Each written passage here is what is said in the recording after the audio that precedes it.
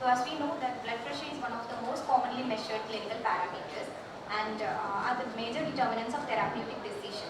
But too often this simple parameter, this simple procedure is executed improperly, producing inconsistent or inappropriate readings that can lead to over or under treatment of a patient.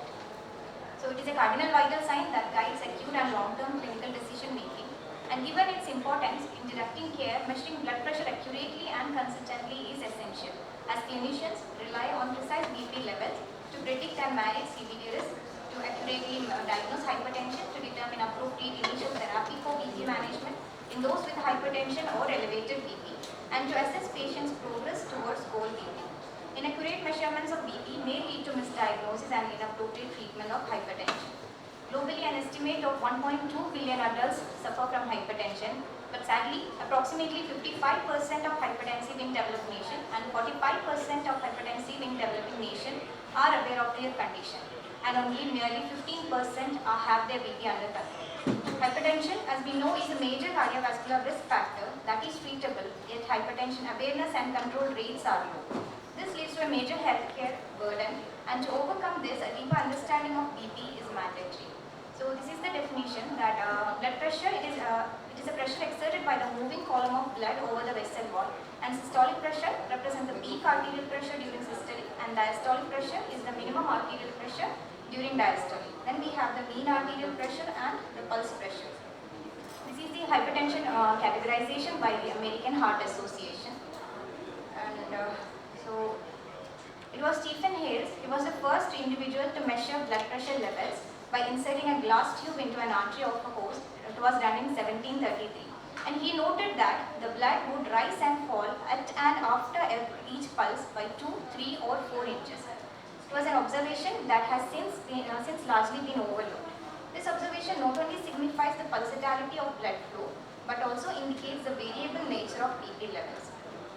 So when are blood pressure measurement done? It is done to screen for hypertension, to monitor the effectiveness of management, to assess suitability for certain occupations or a sport, to estimate cardiovascular risk, determine the risk of medical procedures, and monitoring a patient's ongoing clinical state and deterioration.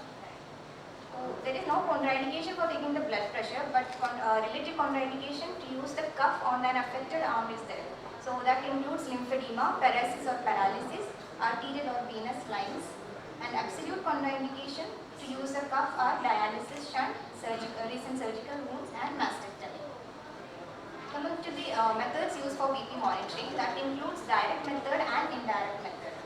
The direct method is an invasive procedure which is done by inserting a catheter into the artery, and that provides continuous BP measurements and waveform. It is done in a critical care setting. The indirect method include auscultatory method, oscillometric, finger penance, ultrasound, tonometry, and wearable sensors.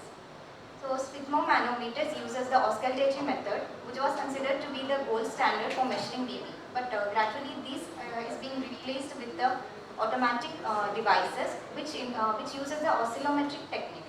Here the cuff inflation and deflation is controlled by a microcomputer with a miniature air pump and valve system to change cuff pressure, and that facilitate the BP measurement. Then we have the hybrid sphygmomanometers. Here it replaces the mercury devices and combine the features of both electronic and auscultatory device. Here the mercury column is replaced by an electronic pressure, so the cuff is inflated by the electronic device, but the measurement is taken using a stethoscope by an observer listening to the Korotkoff sound. Then there are automated office BP devices that assess the blood pressure after the patient has rested for 5 minutes, and followed by a fully automated series of 5 readings over 5 minutes with the patient resting quietly alone. And this method also helps to alleviate the possibility of white coat hypertension. This method is the finger penance method that uses the volume clamp technique and has a heart reference center also. Next is the ultrasound method. This method offers significant advantages such as deep tissue penetration, simultaneous assessment of vessel wall dimensions, longitudinally and transversely, and measurement of blood flow velocity utilizing the Doppler principle. This is the arterial tonometry method. Here the pressure is given toward the arterial line, causing the compression of the arteries, thus producing arterial pressure waveforms. Newer technology technologies include sensor-based techniques, which includes optical transduction, which is based on photoplethysmography, skin patch sensors based on electromagnetic conduction, acoustic transduction, and smartphone and smartwatch-based BP monitoring also. This is a smartphone-based BP monitoring device. Now coming to the best practices for accurate blood pressure measurement. We have history should be taken, that is, he should be assessed for current caffeine consumption, exercise and smoking. If any of these activities have occurred within the last 30 minutes, BP measurement should be postponed until this period has passed. And the patient should also be encouraged to empty their bladder. This is the position of an individual who is need to be taken the BP. The patient should be seated on a chair with back support and in a quiet room. Both feet should be flat on the floor with the legs unclosed, and seated position should be maintained for at least 5 minutes.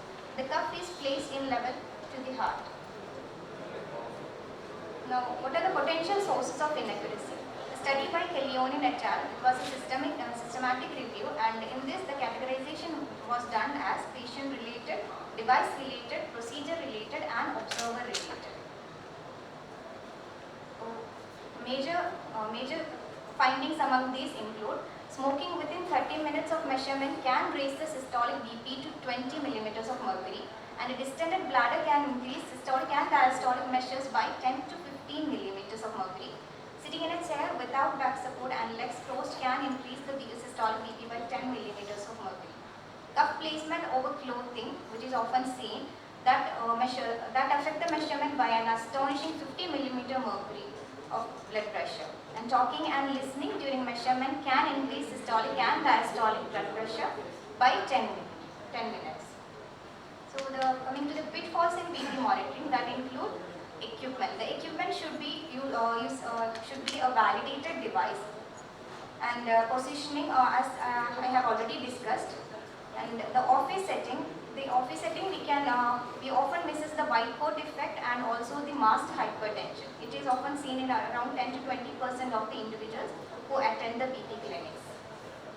Diurnal variations of blood pressure is also known. There we have the morning BP surge and the nocturnal dip in BP. Cuff size, it should be used appropriately based on individual arm circumference. Two small cuffs give erroneously high values, and large cuff give erroneously low values. In obese individuals, use of conical cuff is used. So coming to blood pressure variability. So it is a new concept, and we have four categorization in this. That is long-term blood pressure variability, mid-term blood pressure variability, short-term and very short-term. All these blood pressure variability studies have shown to increase subclinical organ damage, cardiovascular events, decline in renal functioning, microalbuminuria and proteinuria. So the variabilities, long-term variabilities, we can assess from the visit to visit. That is, office BP measurement can assess the long-term variability, and the mid-term or the day-to-day variability can be assessed using home BP monitoring devices. Short-term or hour-to-hour BP variability is assessed using the ambulatory BP monitoring device. And the beat-to-beat variability, for that the newer technologies are used, which are the cuffless wearable BP monitors. So these are the few novel technologies that include Omron's beat-to-beat monitoring device, and HeartGuide, which is a smartwatch-based BP monitoring device. It is the only device which is validated. And there is a bracelet, Actia bracelet. So the challenges faced with these novel technologies are: there is a lack of an established calibration system for continuous BP monitoring, and contamination of motion artifacts in the majority of non-invasive BP sensors.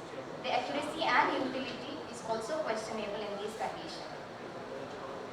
So my take-home message is: the accurate blood pressure measurement is crucial for assessing cardiovascular health. By understanding proper techniques, ensuring patient preparation and leveraging appropriate technology, healthcare providers can reliably monitor and manage BP, ultimately improving patient outcome and reducing risk associated with hypertension.